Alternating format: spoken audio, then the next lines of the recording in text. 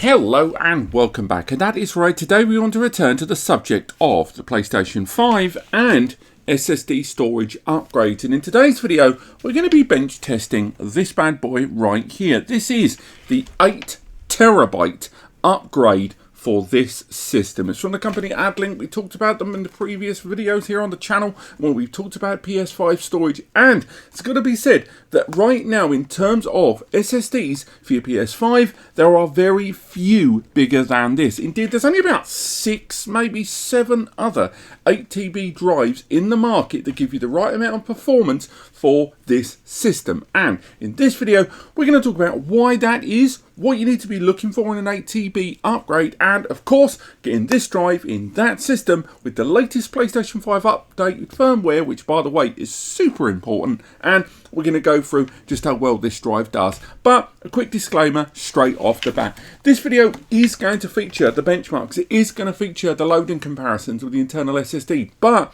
I think it's really important for users to understand why 8TB drives are so frigging expensive. Because let's be honest, a number of you watching this have probably thought about going for the biggest drive you could get and then looked at those price tags of close to $1,000 and lost your mind. So the first part of this video, the first third also, is going to be why that is and which drives to avoid. If you don't care about that and you just want to skip ahead, go along the bottom of the screen, there's a time bar and you can skip straight ahead to the benchmarks and the testing. But for the rest of you that want to understand why 8TB drives for this system are so dang expensive and how to avoid getting it wrong first time, stick around as I go through that now. But for the rest of you, skip ahead and I'll see you at the loading tests.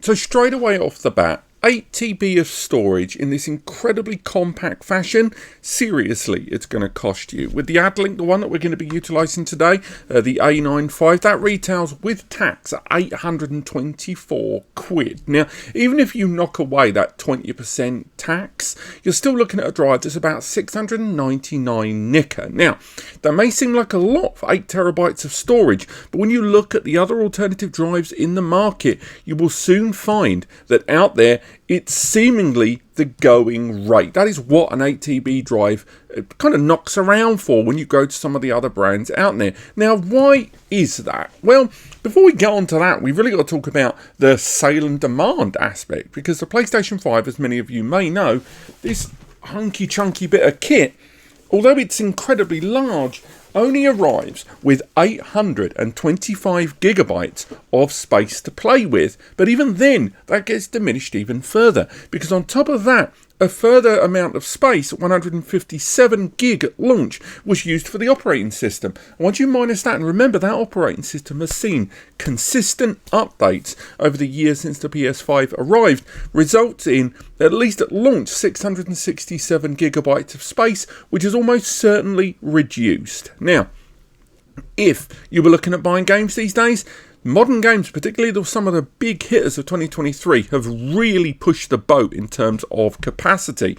Call of Duty Black Ops Cold War, 175 gig. Jedi Survivor, 148 gig. Destiny 2, 139. Far Cry 6, which kind of looked a bit PS4, was 100 gig. And that still doesn't include Warzone, your Fortnite, your consistent trend-setting games, your FIFAs and more. Now, because of that, there has been a rise in the number of users looking at upgrading the storage in their system. And a lot of you have probably come to this 8TB to think, well, if I'm going to buy this drive, let's get it out the door. You know, get 8TB and never have to worry about this. But it's worth bearing in mind that not all 8TB drives are built equally. What do I mean by that? Well, for all of those price points I've mentioned there, you may occasionally find online, such as, if we go for QLC 8TB, you might occasionally find yourself a drive that is much cheaper. Now, these lower price drives that you might see in the market are classified as QLC, or Quad Level Cell NAND SSDs. These are generally available in much larger capacities at a lower price, otherwise known as the price per terabyte. Now, Spiderman, a brand we've talked about on the channel before, has a very different range of SSDs that you can use on your PC or PS5 system, but their lowest priced entry into Gen 4 is part of their Q4 series, and that is a QLC NAND SSD. And that's an example just of that specific brand where you can get 4 and even 8 TB drives significantly more affordably. What's the trade-off? Well, nice and simple, it is to do with that NAND. The NAND, that are the chips on board the SSD where the data lives. If you change the density of those in efforts to fit as much data in as you can, the result is that the NAND will not only reduce in terms of overall performance because of the amount of data getting crammed in there and how it's having to retrieve it on that lower quantity level, but on top of that, the durability of the SSD NAND depreciates quite a lot. And although in PlayStation 5 the write activity is not going to be absolutely heavy, it's still nonetheless pretty much an accepted industry standard that you avoid QLC SSDs for anything even approaching mission critical or long-term use. Now, as you can see, we've got SLC, MLC and TLC and QLC. The real hot point, the one you want to go for is the one in the middle, the TLC, and that is why we're seeing all of these SSDs that we just discussed, all of these drives being TLC based. NAND on Gen 4 SSDs are more expensive because it's the more durable, high performance NAND there overall. But heading back into this Addlink SSD here, there is still the question mark that this SSD, is it really going to still provide us with that high performance number that we're looking for inside the PS5? Given its high price point, we'd like to think so. But that's a hell of a lot of data being distributed inside this single little casing. We've done a full review on this, which is hopefully going to be live, if not already, then very, very soon.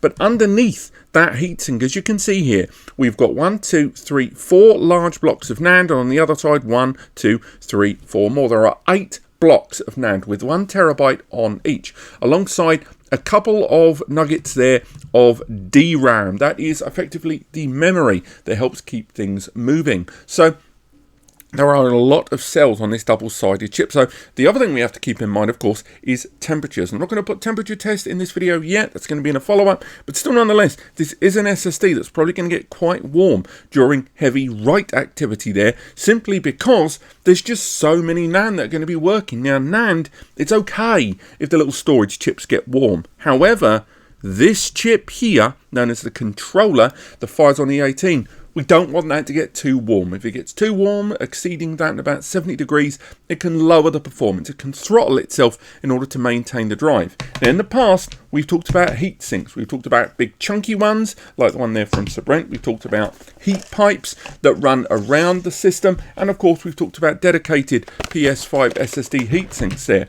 This one arrives with by far one of the most compact but exceedingly well applied heat sinks that I've ever used here on the channel. When I did my original Addlink Game SSDs in the 1, 2 and 4 TB models a couple of years ago for PS5, these were by and large the best applied heat sinks I'd ever seen on an SSD there, which I hope is going to help this thing dissipate heat. But that's enough of the old yibba yabba. Let's get this inside our PS5 and run those early system benchmarks and take a little look at some of the loading performance. So I'm pretty sure I've shown you guys how to install SSDs inside this system a million times, but just as a quick reminder, here's the best way to do it. So number one, make sure your PlayStation has got the CD drive here at the top. Then grab one hand at the top corner, the other one at the bottom, lift this hand up slightly, and the top will come straight off. Move the top to one side, and then from there, grab yourself your plus head screwdriver and go for this cavity right here. Unscrew there, then lift from the bottom and the side comes off. There'll be another screw in here that I've already loosened. For you, you'll have to untighten it a little bit more, but from there, this will come straight off. Sorry about the wobbly camera, and you remove that screw. Pop that to one side, then get your SSD. So we get our SSD, let's unbox it from here. Slide it out, move it from there. And there is our Addlink 8TB SSD. As we can see there, it is the 8TB drive, if only I had the sufficient zoom capacity.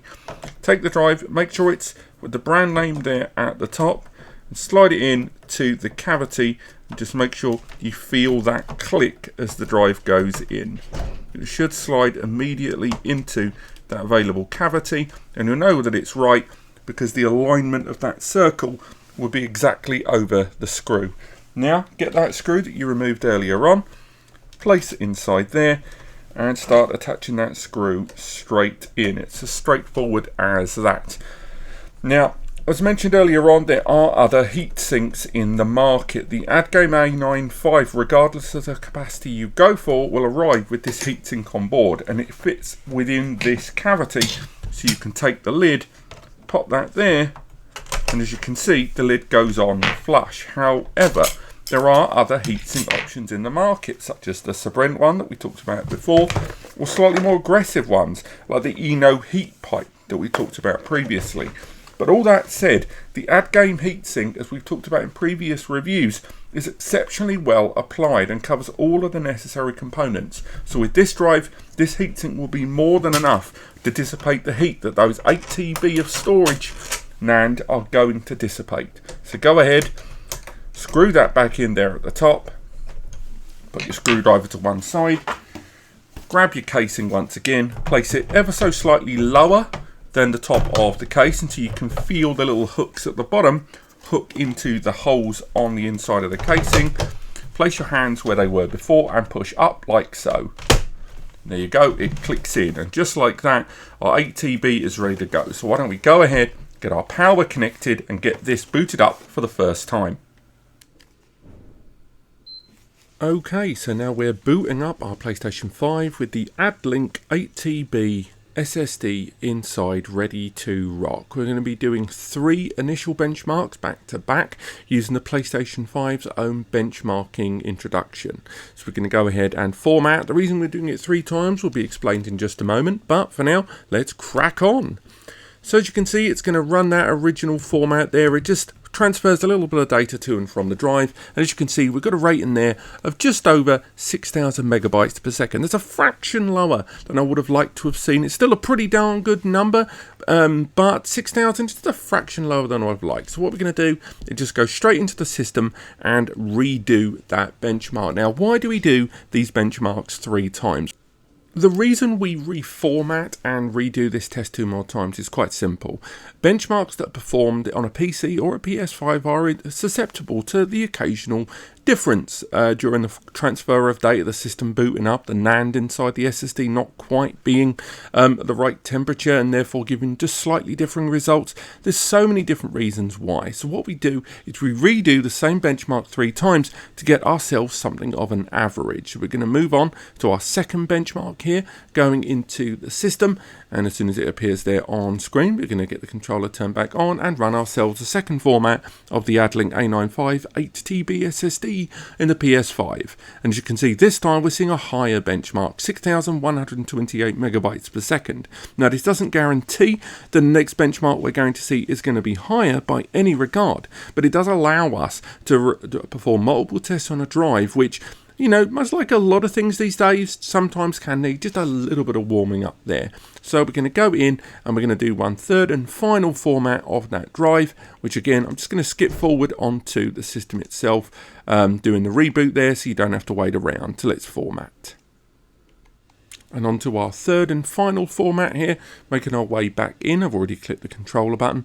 So let's go in and see what our 3rd number here when we format the 8 TB for the last time. Higher or lower or the same. Let's have a look. So the number we got was 6,428. A very respectable number indeed, and just shy of pretty much the industry standard there. And for an 8 TB to hit that number, still very good. We still have to work out the average across the 3, but they're still pretty darn good numbers overall. So what we're going to do is make our way into the PlayStation 5 XMB menu there and start preparing some games to be transferred from the internal system onto the SSD, and we're going to have a little look at the benchmarking of or the performance of sending that data over.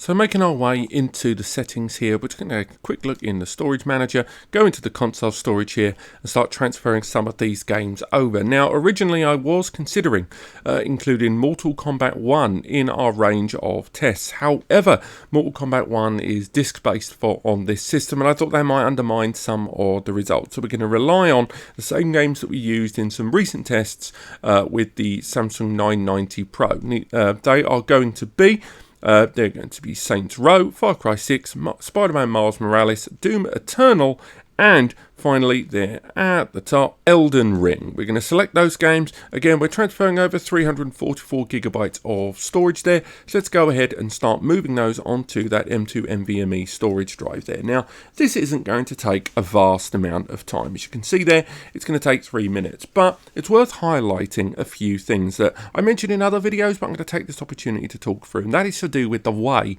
data is transferred inside the PlayStation 5 system. If you've watched my other videos, fast forward about 3 minutes, but if you haven't, data between both the CDs that are the Blu-rays that are transferring data to the system and internally inside when data is being downloaded are done in little packets of data. This data is encrypted. On top of that, that data is also extracted and then archived in a compressed and uncompressed state in between. The result is that read and write data, or moving and uploading and downloading data between the M.2 and the internal SSD, is not the same as conventionally moving data in, say, a Windows environment using File Explorer, or using the likes of AJA, Blackmagic, Crystal Disk, or any other of the conventional benchmarks that you see based on PC, SSD and hard drive testing. The way data moves around inside the system is wildly different to that. And although this SSD has a defined 7,000 megabytes per second read performance, and right now we are bench testing the write of the SSD, which is already rated at 6,000 megabytes per second by the manufacturer. Nevertheless, because of the way the PlayStation 5 moves data and that the read performance of the internal PlayStation 5 SSD is 6,500 megabytes per second, the result is the numbers you're going to see here do not match that of conventional PC numbers. It's still good, consistent numbers we're seeing here as the data moves back and forth, but it's not going to be a consistent number because of the way the PlayStation keeps its data internally. And we're going to be focusing a little bit more on something known as 4K IOPS on this. That is the smallest amount of data that can be moved in the system, and that's a measurement per second, with this drive rated at 1 million 4K read IOPS, and in terms of write IOPS, I believe it is 1 million rated on this drive. So great numbers overall, and that is where the PlayStation 5 is really going to shine, as rather than large blocky sequential data, with all the data put side by side and together, random data is when data is being pulled, or ad hoc when needed in small quantities across the entire storage as fast as possible. Something we see in these larger game worlds, and particularly online components, something we can't really benchmark. But as you can see, if we come out there and now go back into the M2 SSD, we can see that those games have now transferred over very quickly and easily, all on that disk. And what we're going to do is go through each of these games side by side with the way they performed internally with the PS5 and analyse the results.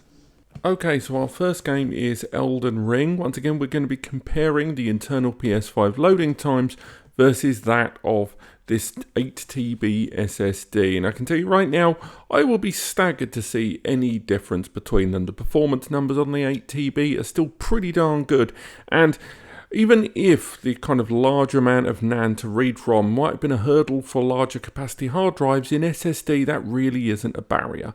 So let's get these side by side now, and straight away from the title screen there, we're loading into the same area of the map on both games, and there was a fraction of a second increase there on the 8TB. Again, we are going to still say loaded first, but not really in any meaningful way that you're ever going to notice. Because remember, the point of this video isn't really to see if the 8TB drive is going to do things any quicker. In fact, I would be very surprised.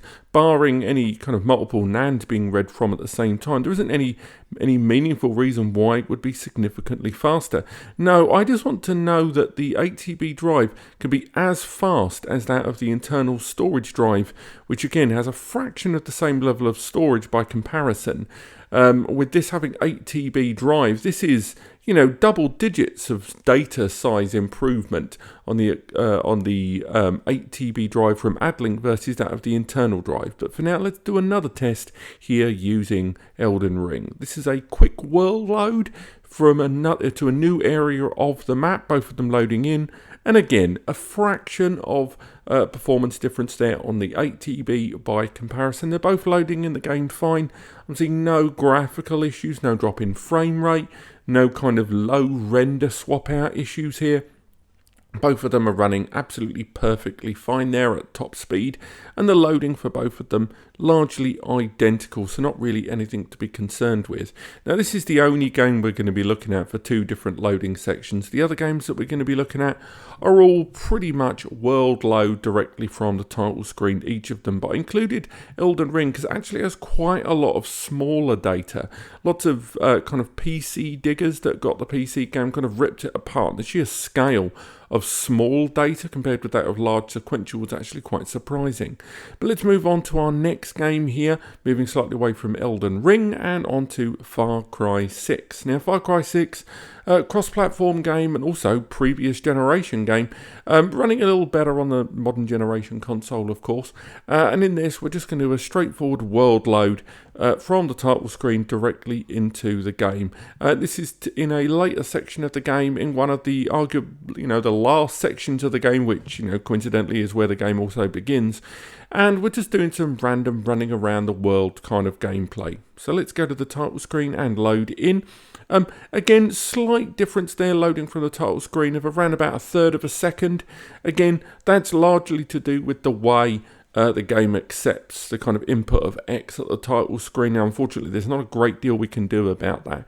In terms of loading between them, again, a fraction of a second difference. The 8TB loading in a little quicker, but again, because of the way that Far Cry 6 handles that input on the title screen and compared with how loading into the game with slight differences in where in the world they were loaded in, I can't really give the 8TB any kind of significant advantage and the way that it's loaded the game. Again, as long as we're keeping note of the fact that we just want to know that this Addlink A95 8TB drive is loading just as fast, that is good enough for me. I don't really mind that it's the same. I just want to know that it's not slower than the internal. Let's move on to our next game, which is of course Spiderman Miles Morales. A lot of the games we're testing right now are games that we've tested in previous SSD test videos. The reason being, these are ones that we found have a good mix of either chunky sequential data and also random world building, but also a lot of these are open world based, and if they're not open world based, they're games that are running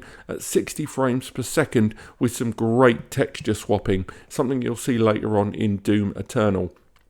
So let's make our way into the game from a load, directly from the title screen, both games side by side, and the internal SSD was a fraction quicker. Again, we saw a slight difference of time with regards to the X input there, something we see at the beginning of the game, so I'm not going to be too worried about that between the two of them. And also both of them are running at full fidelity there, as quick through the game as possible, with graphical kind of nuances identical between them. We're not seeing any kind of low to high texture swap out issue.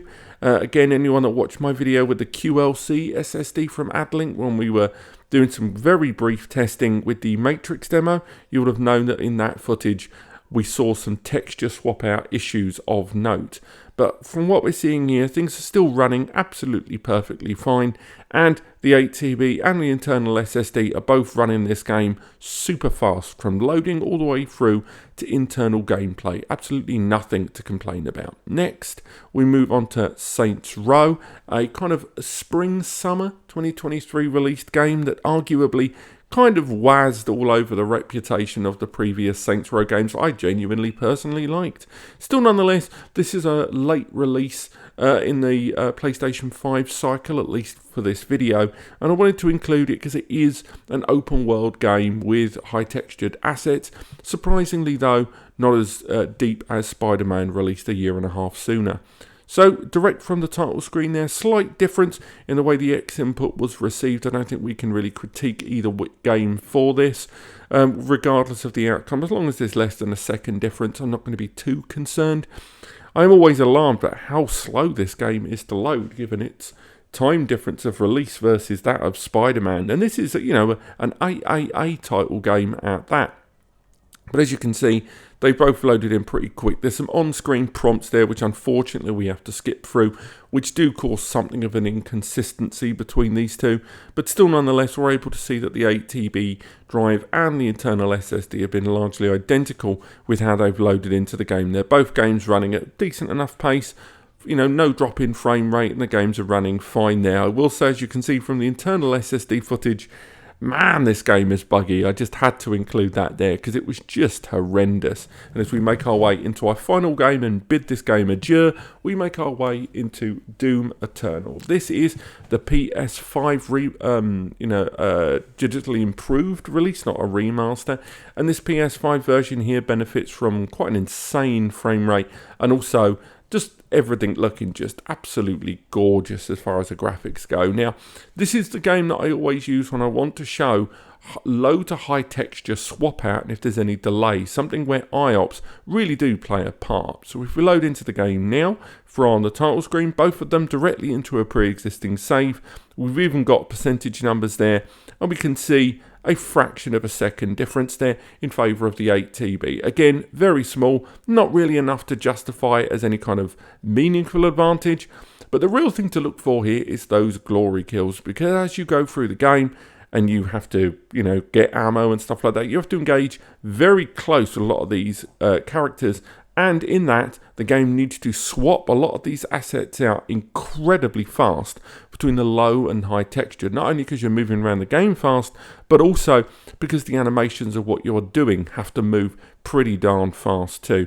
But overall, between the two of them, I'm quite pleased with what I've seen here. And as far as I'm concerned, all of this has gone to prove that the 8TB Addlink A95 is running absolutely sweet as a nut. So let's go through some of the results and those temperatures, shall we?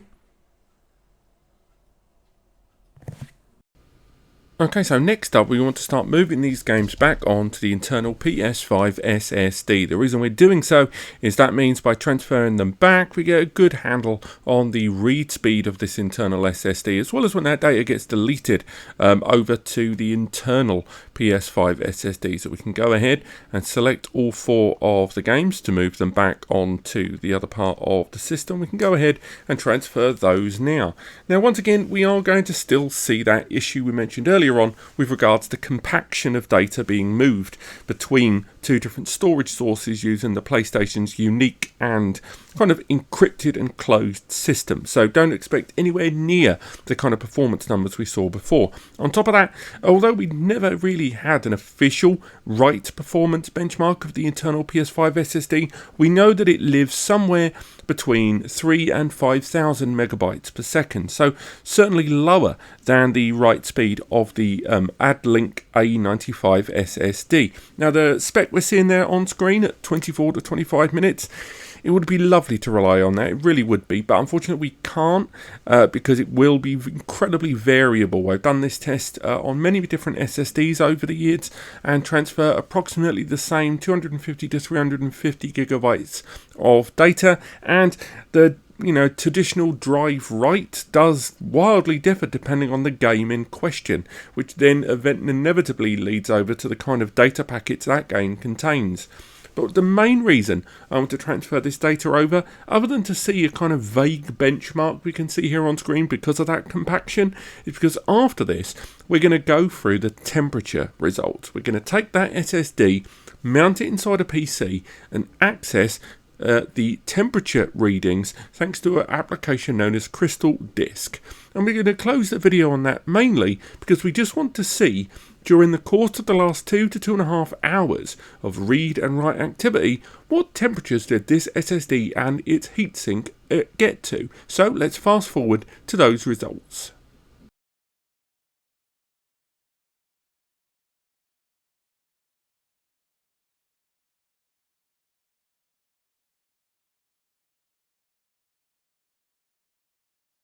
Okay, so we've made our way back onto the test machine here to have a little look at some of the temperatures that we acknowledged during that PlayStation 5 testing. Now, there's going to be a much deep dive into this SSD in our PC benchmark review, but some of this information will be quite interesting. We'll be coming back to this benchmark here from Crystal Disk. But as you can see, here are the stats. The SSD transferred over quite a few hundred gig of data back and forth, and some of that was to do with this testing over here. But if we have a look at the temperatures there on the graph, we focus in there, we do have a slight overlap for those that are familiar with Crystal Disk due to an hour time difference between Greenwich Mean Time and British Summer Time, but don't worry, I'll explain what we're seeing here.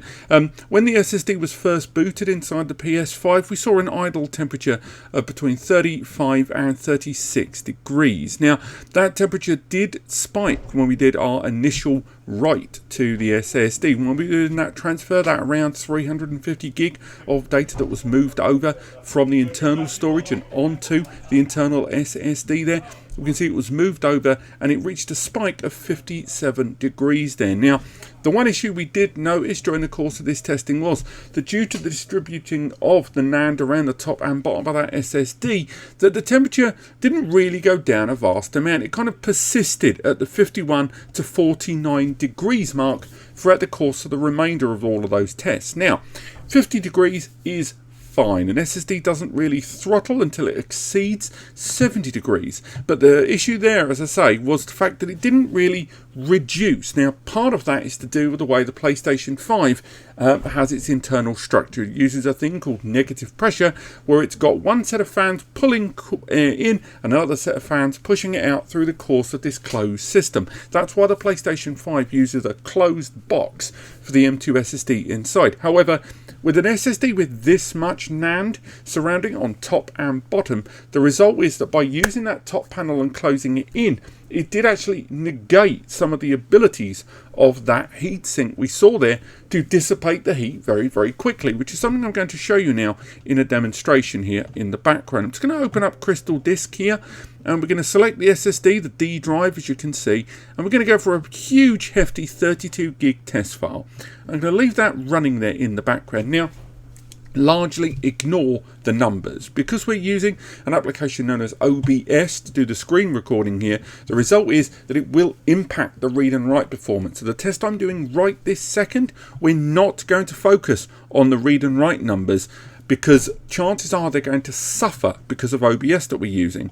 The reason I've kept this one on here and this one here at the bottom is, one, to give you a realistic test here of a 16 gig test file in the PC environment, and there was our 7,000 megs and even 6,500 write, with IOPS getting very close to 1 million. And although the numbers are a little lower here, the thing I really want you to take on board is over here. You can see the SSD is gaining temperature very, very quickly. It's now getting to around 59 degrees, and that's because this SSD is being heavily hit with an enormous 32 gig test file at full bandwidth, from a Gen 4 SSD onto a Gen 4 SSD there, without any of the limitations that the PS5 was putting there in the middle in terms of its compaction, extraction and encryption of data back and forth inside the PS5 system. And if we refresh once again, we're going to see that temperature getting quite high. The reason I bring it up is, on the PC environment, it's a much larger open casing. And if we just cease that testing there, cancel it out there, what we're going to do is watch how quickly that temperature goes back down. Because in the PlayStation 5, as you can see from the testing earlier, it maintained, and again, forgive the time imbalance here because of the way Greenwich Mean Time works, between British Summer Time, hence it screwed the graph, but we saw it consistently live all the way from 51 to 49 degrees in the PlayStation 5. And if we refresh that, we can see it dropping very, very quickly by comparison when not in use in the PC environment. And that's because in the PC environment there are 3 active cooling fans attacking that SSD in an open cage environment, something that SSD is not getting inside the PS5. Now, this is not Addlink's fault. They have developed a Gen 4 SSD with 8 terabytes of capacity that does work in the PlayStation 5 environment. And indeed, if you are going to look at 8TB drives for the PS5, I see nothing here that makes me not want to recommend their drive. Their drive is certainly one of the best in the market we've seen, and we've tested the previous generations, and I see nothing in today's results that make me undercut this particular M2 SSD in the PS5 environment. Nevertheless, despite the fact that PlayStation 5 has now enabled up to 8TB drives in their architecture, I do question how well the temperature of an 8TB drive within the PlayStation 5 structure has the right amount of dissipation. As I say, it's still well within the remit of what I would consider manageable temperatures, and for such a heavy amount of read and write activity on these drives, this SSD didn't go anywhere close to the kind of numbers between 70 and 90 degrees where I would consider that detrimental to the drive. I think what we saw here was a drive working well, but there was still no denying that it was a mark above what I am used to seeing, around about 5 to maybe 8 degrees higher than any test I've seen prior. And again, not terrible, but more to do with the way the PlayStation 5 has that closed little cage. So I would perhaps look into SSD heatsinks on the top that actually facilitate into the active airflow of the PS5, because even though this temperature is clearly dropping at a nice enough rate, quicker than what we saw on the PlayStation 5 environment, it's still slightly warmer in the PS5 in its closed system there. Sorry to be repetitious, but this has been 8TB SSDs in the PS5. Should you? Is it good? Is it bad? And whether you should upgrade today. Again, today we have been looking at the Addlink A95. It's available now. There should be links in the description, and it's listed in the majority of regions there. I recommend you check those out. But apart from that, thank you so much for watching. I hope you've enjoyed this. Do let me know in the comments if you have. We're going to be doing a dedicated PC benchmark review on this drive shortly after this finishes, or I conclude recording here. So do stay tuned for that. And of course, we may be looking at a couple of other 8TB drives for the PlayStation 5 for contrast and comparison very soon. But apart from that, thank you so much for watching, and I'll see you next time.